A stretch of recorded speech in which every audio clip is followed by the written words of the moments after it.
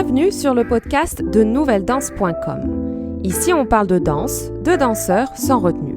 Ancienne danseuse professionnelle, je suis Morgane et je peux enfin vous partager l'expérience, les conseils, les témoignages et les bruits de couloir de cet univers mouvementé. Le podcast est disponible sur de nombreuses plateformes, alors n'hésitez pas à vous abonner pour ne rien rater. N'oubliez pas de mettre une bonne note ou un commentaire gentil, ce sera un bouquet de fleurs pour m'encourager pour la suite. Retrouvez-moi sur le site nouvelledanse.com ou sur la chaîne YouTube Nouvelle Danse. Alors aujourd'hui, on va te parler sur comment travailler sa confiance en soi. J'avais fait un podcast la semaine dernière sur comment affronter sa propre peur en danse et c'est vrai que c'est un sujet qui est assez vaste, qui peut durer des heures et des heures. Et c'est vrai que la confiance et la peur, c'est quelque chose qui se relie, qui est lié. Donc je trouve ça intéressant justement d'en parler. Si je t'en parle, c'est que ça m'est arrivé également à moi-même, tout ce qui est confiance.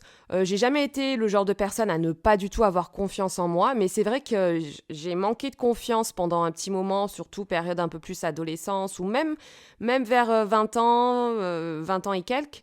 Et c'est vrai que ça t'handicape, ça m'a handicapée pour mon évolution et pour progresser en danse, parce que si tu manques de confiance, ça va te limiter dans ta progression et dans ton évolution.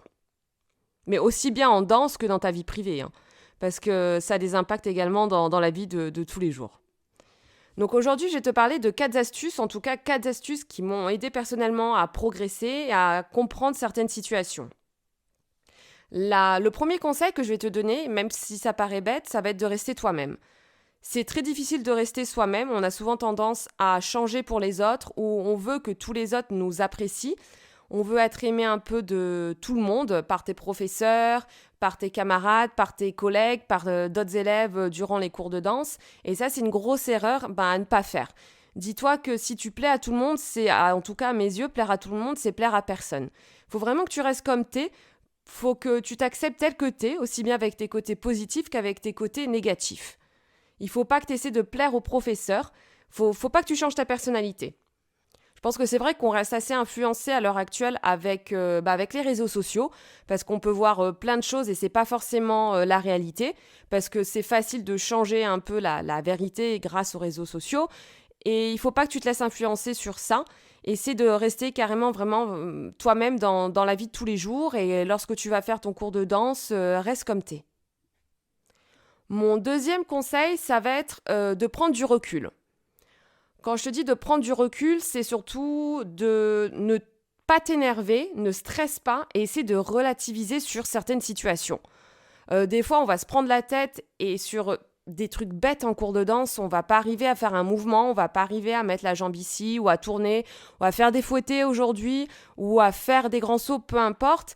Et du coup, on fonce sans réfléchir, on prend pas de recul. Je vais te prendre un exemple. Par exemple, aujourd'hui, j'arrive pas à tourner. Du coup, à la place de prendre du recul sur la situation, je vais refaire. Et finalement, sans comprendre pourquoi. Ça va pas t'aider. Donc, il vaut mieux prendre du recul. Essaie de pas foncer tout de suite comme une brute. Essaie de comprendre pourquoi t'arrives pas à faire ça aujourd'hui. Essaie de comprendre, d'analyser la situation avant de te lancer et refaire pour refaire. Parce qu'en fait, ça va pas te servir le fait de refaire, t'arrives pas à tourner, le fait de refaire 10 fois, 15 fois tes pirouettes, tu vas sûrement réussir dans tes 10 fois ou 15 fois à refaire super bien des pirouettes, mais ça va être la chance. Donc il vaut mieux t'arrêter, d'analyser, de comprendre, te dire ok, pourquoi aujourd'hui j'arrive pas à tourner, de mettre des mots sur ça, et pas seulement refaire pour refaire et te dire peut-être qu'aujourd'hui, je regardais par terre, ou aujourd'hui j'étais pas sur ma jambe de terre, j'ai pas utilisé les appuis au sol, j'ai pas fait un bon plié, ma tête n'était pas bonne, peu importe, mais essaie de comprendre pourquoi t'as pas réussi à faire ça avant de te lancer comme ça. Et relativise, c'est pas la fin du monde. C'est pas la fin du monde si aujourd'hui t'arrives pas à tourner, si t'arrives pas à faire cette variation, si t'arrives pas à faire ci, c'est pas grave. Je pense qu'il y a des choses qui sont quand même beaucoup plus graves dans la vie de tous les jours actuellement. Donc relativise et prends du recul, parce que sinon si tu fonces comme ça, que tu prends pas de recul, ça va t'énerver, ça va te frustrer, ça va te faire perdre même en confiance en fait, parce que tu vas te dire ah non mais je suis nulle, j'arrive pas, etc. Et c'est comme ça qu'après on perd en confiance. Donc pose-toi, mets des mots sur ça. Et même, par exemple, quand je parle de mouvement, mais je sais pas si toi, t'oses pas aller en cours de danse ou reprendre la danse actuellement, parce que je vois beaucoup de personnes, j'ai reçu pas mal de messages après mon dernier podcast qui m'ont dit que elles n'arrivaient pas à retourner en cours de danse à cause du regard des autres, par manque de confiance, etc. Si toi, c'est ton cas, essaie de savoir pourquoi. Qu'est-ce qui te dérange? Pourquoi tu n'arrives pas à reprendre la danse? Est-ce que c'est justement le regard des autres? Est-ce que c'est autre chose? Essaie de mettre toujours des mots sur ces émotions, sur tes sentiments, et ça va t'aider pour analyser cette situation, et ça va te donner un petit boost pour comprendre. Essayer d'analyser, de comprendre pourquoi tu n'arrives pas à faire ce step, pourquoi tu n'arrives pas à retourner en cours de danse. En fait, laisse pas la situation comme ça couler, mais c'est toujours bien, mais même dans la vie de tous les jours, de comprendre pourquoi tu n'arrives pas à faire ça. Mon troisième conseil, ça va être d'accepter les critiques.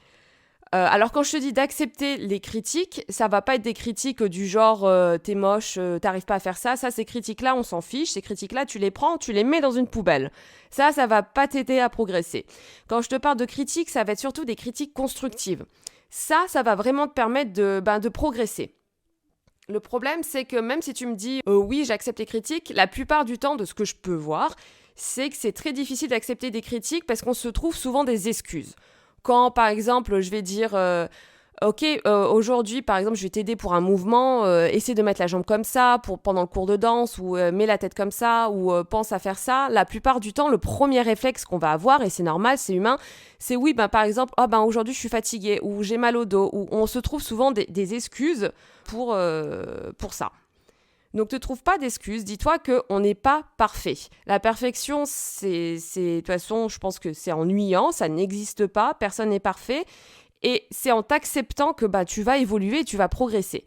Donc, les critiques constructives, je sais que c'est pas facile à accepter parce que même moi, quand j'ai reçu des critiques au début, même constructives, on se cherche souvent des excuses. On se trouve des excuses en se disant « Oh non, mais aujourd'hui, j'étais fatiguée. Aujourd'hui, j'ai ça. » Et c'est pas ça qui va t'aider. Au contraire, ça va te permettre de comprendre, d'analyser et ça va te permettre de progresser beaucoup plus rapidement. Et le fait de progresser, ça va te permettre de gagner en confiance. Quand tu vas progresser, tu vas te sentir mieux, tu vas dire « Ah ouais, là j'arrive maintenant à faire ça ». Effectivement, ces critiques, entre guillemets, ces critiques constructives, ça m'a permis de comprendre ce mouvement. Du coup, j'arrive à faire ces choses maintenant techniquement, ou je me sens plus à l'aise maintenant en cours de danse. Du coup, je me sens mieux, du coup, je suis plus à l'aise, du coup, je gagne en confiance et ça va te permettre de t'affirmer en fait. Et je sais que c'est pas facile, dit comme ça, c'est très facile. Comme ça, dans le podcast, je le lance, mais tu vas me dire, ah oui, c'est facile, j'accepte les critiques. Mais c'est quelque chose qui est pas facile à accepter, à prendre. Alors, comme je t'ai dit, prends seulement les critiques constructives. Les autres critiques, tu les mets de côté. Mais crois-moi que accepter, analyser et les comprendre, ça va beaucoup, beaucoup, beaucoup t'aider dans ton évolution. Le quatrième conseil que je vais te donner aujourd'hui, ça va être de te mettre des objectifs précis. Alors tu vas me dire en quoi ça va m'aider pour gagner en confiance. Ça va t'aider parce que si toi, par exemple, je prends encore l'exemple de tu n'oses pas reprendre la danse pour X raisons, par manque de confiance, le fait de te mettre des objectifs en te disant ok, là, maintenant, je me mets comme objectif de reprendre la danse, je sais pas, une fois par semaine, le mercredi de telle heure à telle heure pendant 1 mois, 3 mois, 6 mois ou 1 an, peu importe, ça t'oblige à faire cette démarche, à aller prendre ton cours de danse et affronter tes propres peurs. Donc fais cette démarche-là, mets-toi des objectifs. Ça, c'est un objectif, c'est un exemple, ça peut être autre chose. Mais le fait de te mettre comme ça des objectifs, ça t'oblige à affronter certaines situations et tes émotions également. Et le fait du coup d'avoir des objectifs, ça t'oblige à affronter, comme je t'ai dit, des situations et tes émotions aussi. Et même, peu importe, même si toi, un jour, t'as pas envie d'y aller par manque de confiance, parce que tu te dis non, mais j'ai peur, ou j'ai pas confiance en moi, ou j'ai l'air ridicule en cours de danse, ou j'ai pas l'âge pour, ou j'ai pas le niveau, ou peu importe, ou j'ai pas le corps, ou peu importe, on s'en fiche, parce qu'on se trouve toujours un peu des excuses, donc ça relie un petit peu le point d'avant. le fait de te pousser à y aller, de te mettre des objectifs, ça t'oblige. Ça t'oblige à te mettre là et ça t'oblige à affronter des situations, ça t'oblige à affronter certaines personnes. Il y a des situations, à affronter tes cours de danse. Même s'il y a des personnes, parce qu'il y aura sûrement des personnes que tu n'aimes pas forcément en cours de danse, on s'en fiche, peu importe, mais ça va t'obliger à les affronter. Ça t'oblige à affronter ces situations, tes émotions. Et du coup, ça va te faire gagner aussi en confiance. Le fait de t'obliger d'affronter un peu ce quotidien et ces cours et l'ambiance, etc., ça t'oblige à affronter ces situations-là et forcément, tu vas gagner en confiance. Par exemple aussi, le fait, là je travaille aussi avec une élève qui a pour objectif aussi, parce qu'elle n'a jamais réussi bien à tourner, et c'est vrai qu'elle a peur et elle n'a pas confiance en elle, et du coup, avec elle, je lui ai dit, crois-moi que, ok, dans 3 mois, tu vas réussir à tourner un petit peu. Je suis sûre que tu vas réussir à faire 2 pirouettes. Et ça, c'est mon objectif, et c'est son objectif aussi personnel. Donc, je te parle, ça, c'est un exemple. Et c'est vrai que sa première réaction, ça a été, elle n'avait pas confiance, etc.